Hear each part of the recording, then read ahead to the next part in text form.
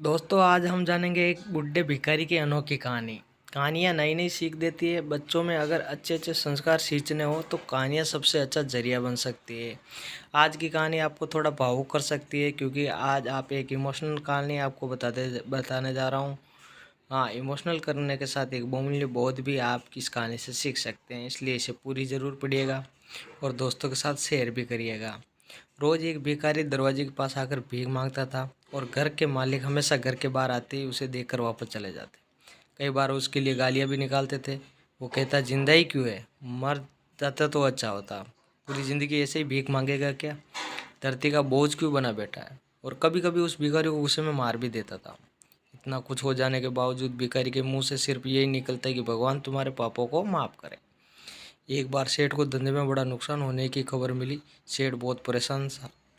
आगे पीछे उसको कुछ भी नहीं सूझ रहा था। तभी उसके दरवाजे पर वही भिखारी आया। गुस्से में अपना आपा खोते हुए सेठ ने उस भिखारी के सिर पर पत्थर की दे मारा। पत्थर लगने के कारण भिखारी का सर फूट गया। उसके सर से खून बहने लगा। थोड़ी देर के लिए वो बेहोश भी हो गया था। बाद में फिर भी दर्द से कहराते हुए भिखारी ने इतना ही कहा, भगवान तुम्हारे पाप को माफ करे। भिखारी वहां से चला गया। सेठ सोच में पड़ गया। भिखारी को पत्थर मारा, फिर भी उसने सिर्फ मेरे लिए प्रार्थना की। सेठ का गुस्सा शांत हुआ। सेठ का मन शांत हुआ। भिखारी का रहस्य जानने के लिए सेठ ने भिखारी का पीछा करना शुरू किया। भिखारी जहाँ जाता सेठ उसके पीछे पीछे।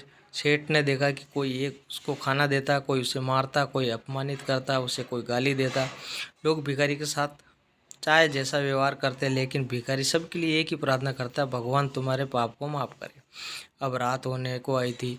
भिखारी अपने घर जाने के लिए लौटा। वह अपने घर पहुंच गया, लेकिन सेठ अब भी उसका पीछा कर ही रहा था। एक पुरानी टूटी खटिया पर एक बूढ़ी औरत लेटी हुई थी। काफ़ी कमज़ोर और बीमार लग रही थी। वे भिखारी की पत्नी थी। अपने पति को वापस आता देख वे खाट से उठ खड़ी हुई और अपने पति के लिए एक पानी का लोटा भर लेकर आई और उनके हाथ में थमा दिया। पत्नी अपने पति के भीख वाले कटोरे में देखा, सिर्फ आधी बासी रोटी थी और उसमें कुछ नहीं था।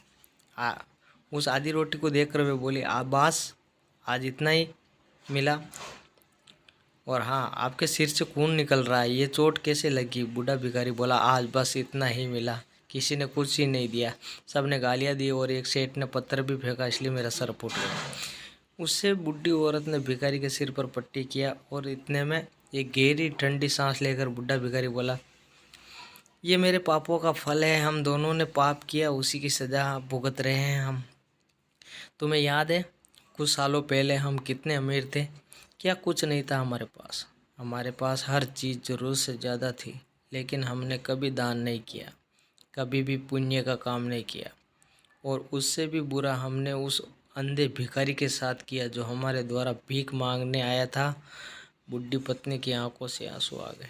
वे बोली, हाँ, हम उस बेचारे अंधे के साथ बहुत बुरा करते थे, उनको अपमान करते थे, उसे खाने के लिए रोटी की जगह कागज़ दिया करते थे, उसका मजाक उड़ाया करते थे, कभी कभी मारा भी करते। मैंने कभी उसको रास्ता नहीं दिखाया। एक बार मैंने उसके मुंह पे मिट्टी भी फेंकी थी और वह हमेशा दुखी होकर यही कहता कि भगवान तुम्हारे लिए की सज़ा देगा, भगवान तुम्हारे पापों की सज़ा ज़रूर देगा। उसका श्राप सच हुआ और हम इस दुख की भरी ज़िंदगी में आ गए। भिखारी बोला, हाँ, उसका श्राप सच हुआ, इसलिए मैं किसी का बदुआ नहीं देता, चाहे कोई मेरे साथ कैसा भी बर्ताव करे, मैं हमेशा उसके लिए प्रार्थना करता हूँ। मैं नहीं चाहता कि कोई भी मैं हमारे जैसी की ज़िंदगी का अनुभव करे, किसी को भी हमारे जैसे दुखों का सामना करना पड़े। वे नहीं जानते हैं कि वे कितना बड़ा पाप कर रहे हैं, इसलिए अनजाने में हुए पाप की ऐसी सज़ा किसी को भी मिले नहीं। सेठ वहीं चुप कर सारी बातें सुन रहा था। अब उसे कुछ समझ में आ गया था। सेठ को भी समझ में आ गया था, कहीं ना कहीं मैं भी यही भूल कर रहा हूँ। भिखारी और उसकी पत्नी ने वही आधी रोटी मिल बांट कर खाई और भगवान को धन्यवाद बोलकर सो गए। अगले दिन वही भिखारी फिर से भीख मांगने गया। सेठ के घर के पास जाते ही सेठ ने पहले से गर्म रोटी उसके लिए निकाल कर रखी थी। उसे देते हुए सेठ को विनम्रता से बोला, माफ़ कर दीजिए बाबा, उसे बहुत बड़ी गलती हो गई। बूढ़ा भिखारी बोला, भगवान तेरा भला करे। इतना कहकर वह आगे निकल गया। इस कहानी से जो भी सीख लेने लायक है वह बड़ी सिंपल है कि आदमी चाहे किसी के बारे में बुरा कहे या भला कहे, लेकिन भगवान सिर्फ कर्म के हिसाब उसको फल देता है।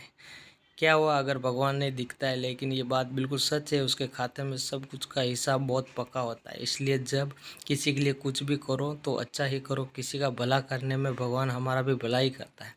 हम उसको आधी रोटी देते, भगवान हमारे हिस्से हमें ज़्यादा देते हैं। हमारे कर्मों का फल हमें ज़रूर मिलता है, लेकिन हम दूसरों के साथ दया, सहानुभूति और समझदारी पेश आनी चाहिए। किसी के साथ अनुचित व्यवहार करने से हम उनके दुखों का कारण बन सकते हैं, जिससे हमारे अपने कर्मों का भी असर पड़ सकता है। इस कहानी से हमें यह सीखने को मिलता है कि व्यक्तिगत बदलाव की आवश्यकता होने पर हम किस प्रकार से विचार कर सकते हैं और अपने कृत्यों को सुधार सकते हैं। सेठ ने अपने गुस्से को नियंत्रण किया और अपनी गलतियों को भी उपयोगी सीख ली, जिससे उसने अपने व्यवहार में सुधार किया और दूसरों के साथ अच्छा व्यवहार करना सीखा। ये एक छोटी सी कहानी थी। आपको अच्छे लगे तो दोस्तों के साथ शेयर करें और हमारे चैनल को सब्सक्राइब ज़रूर करें। फिर मिलते हैं अगली एक नई स्टोरी के साथ। तब तक अपना ख्याल रखें, अपने परिवार का ध्यान रखें। Thanks for watching the video.